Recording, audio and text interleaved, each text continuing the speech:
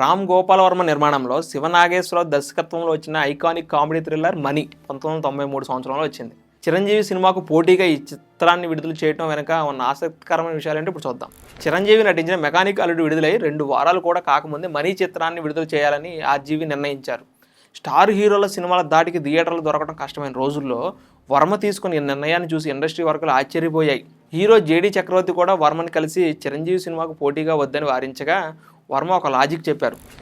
Cinema flop అయితే చిరంజీవి సినిమాకు పోటీగా వెళ్ళి దెబ్బతిన్నారని సరిపెట్టుకుంటారు. అదే హిట్ అయితే చిరంజీవి సినిమా ఉన్నా కూడా ఆడిందని ప్రచారం వస్తుంది. కార్టూనిస్ట్ మల్లికతో ప్రత్యేకంగా కార్టూన్ పోస్టర్లను డిజైన్ చేయించారు. అయితే బడ్జెట్ కొరత వల్ల సినిమా విడుదలకు ఒక్కరోజు ముందు మాత్రమే ఈ పోస్టర్లను ముద్రించడం విశేషం. దాదాపు 55 లక్షల బడ్జెట్తో నిర్మించిన ఈ చిత్రం విడుదలైన తొలి రోజే పాజిటివ్ టాక్ తెచ్చుకొని నిర్మాణ వ్యయానికి 5 రెట్లు లాభాలను తెచ్చిపెట్టింది.